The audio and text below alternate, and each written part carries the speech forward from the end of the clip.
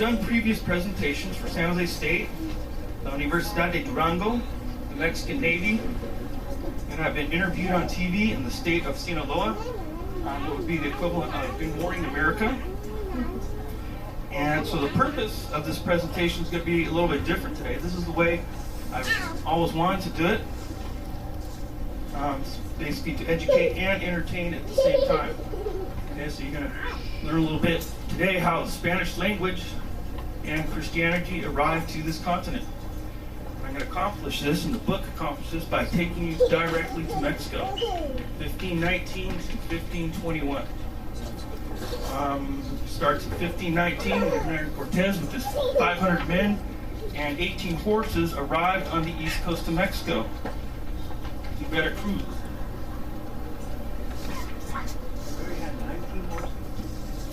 18 horses, that was 18 horses. Something that they'd never seen in this continent before. We're going to read a scene about them a little bit later and how they astonished and amazed the Aztecs. And so Quetzalcoatl said he would return in the exact same year. So he was born in 969. And so he's exiled and said, I'm going to come back in 1521, the same exact year when Hernán Cortés showed up. So that's why they obviously confused him for Quetzalcoatl.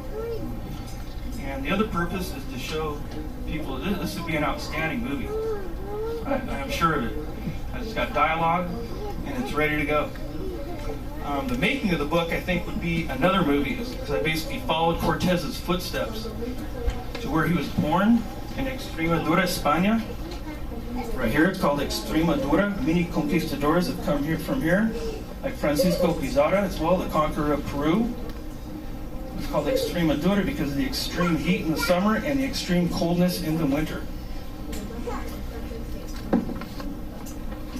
And I also went to Veracruz, Mexico, where Cortés first disembarked, and to Puerto Vallarta. In Puerto Vallarta, I met some Aztec dancers that started to share some information with me. That they, first of all, I approached them and told them about my book, and they said, normally we don't share this information with anybody, especially a gringo. But they could see that I was sincere, and that this might be a way for their traditions and cultures to carry on. And the irony is, I was going back to Puerto Vallarta to get some more information, and I missed my flight in Mexico City. And on the way down to Mexico City, I went through LAX first, and I was reading the LA Times, and in the airplane, I was reading where there was 2,000 assaults committed per day in Mexico City. And so I wanted to get in and out of there as fast as possible. But I started messing around. I went into the bookstore there, started talking to the book owner, and next thing you know, there goes my plane.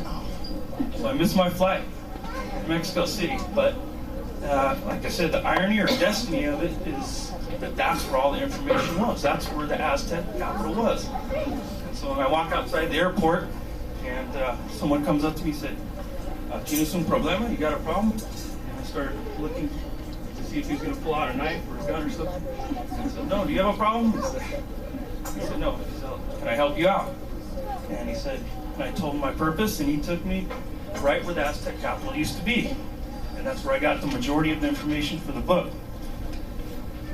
As you can see, here's some pictures of Mexico City, and they began to excavate to renovate here about 10 years ago. Then they found the base of the pyramid. But the most important trip was the first one, I think, that I made to Mexico, to Mazatlan, Mexico, in which two friends invited me to go on a trip to Mazatlan. And I became interested in the Mexican culture and how it was formed because of the people that I met in Mazatlan. And that's also where I began my teaching career and teaching English at La Universidad de Occidente.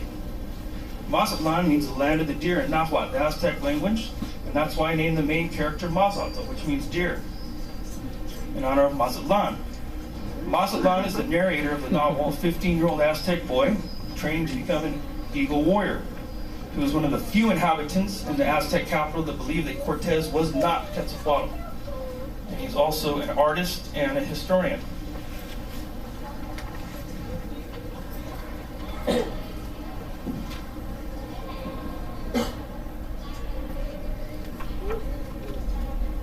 Hace 3 meses que los extranjeros llegaron a nuestra hermosa playa, en la tierra caliente.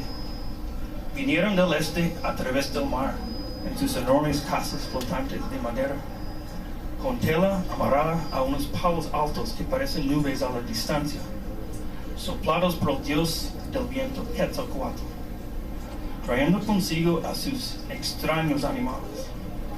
Montan a sus caballos valientes que son tan fuertes y rápidos que podrían atropellarme y matarme sin preámbulos. Tienen 4 patas largas y musculosas, como las de ninguna bestia que haya visto antes. Parecen venados sin cuernos, pero poseen cabezas más alargadas con mandíbulas amplias que podrían comerme de una sola mordida. Algunos son blancos, otros son cafés, otros negros y uno castaño oscuro. Su pelo me parece muy fino y suave. La verdad es que me fascinan. Me llaman la atención de manera desmesurada, pero los tengo mucho respeto.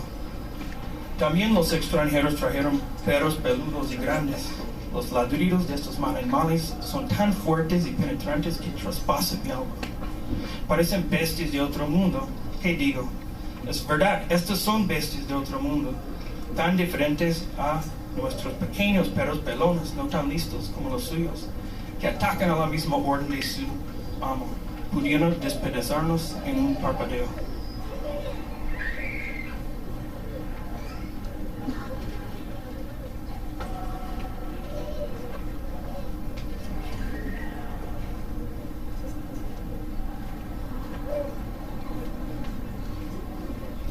So there were several indigenous gods or deities, entities, whatever you want to call it, they believed in. And so instead of mentioning all of them, I decided to focus on Quetzalcoatl and the other most important one, which is Huitzilopochtli. Huitzilopochtli was the war god and the defender of the sun. So the Aztecs, in their mind, if they didn't do the sacrifices every morning, the sun would not rise up. Huitzilopochtli had to defeat the evil forces of night so the sun would come up every morning. So right now I'm going to read to you a scene about how they did the sacrifices.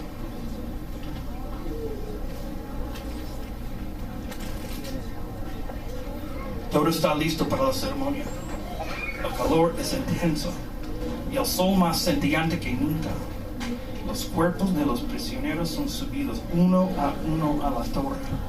Parecen bañados de aceite de cacao, pero no es más del sudor que les corre por los cuerpos, de los cuales se desprenden grandes gotas de sudor en cada paso agónico, que dan en esa lenta subida que se hace interna hacia la piedra de sacrificio. 2 de los sacerdotes le sostienen los brazos de la víctima. Los otros 2 le agarran las piernas y se las extienden, mientras el sumo sacerdote aprieta el cuchillo con las 2 manos, lo levanta, hace una pausa por unos segundos y con un movimiento rápido de un relámpago lo pecha, abriendo una profunda herida entre la parte superior de las costillas y hacia abajo hasta el vientre, y saca el corazón todavía palpitante. Lo levanta hacia el sol, ofreciendo a los dioses el agua divina. Entonces entrega el corazón a otro sacerdote que lo mete en un brasero humeante. Se detiene un poquito más como si estuviera esperando la aprobación de Huitzilopochtli y corta el cuello de la víctima para remanar la cabeza y colocarla en el estante de las calaveras.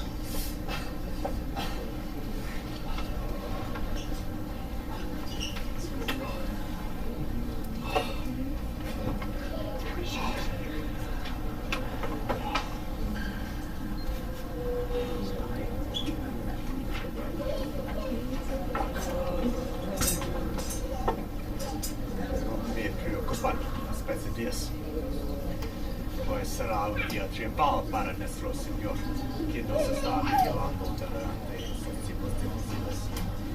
Y trae a mí esas pesadillas, que en el principio no parecen sino de errores, con el único afán de prepararme para el futuro, y así poder seguir tener conocimiento de lo que acontecerá. Mi señor, nos gustaría complacerle con una excursión.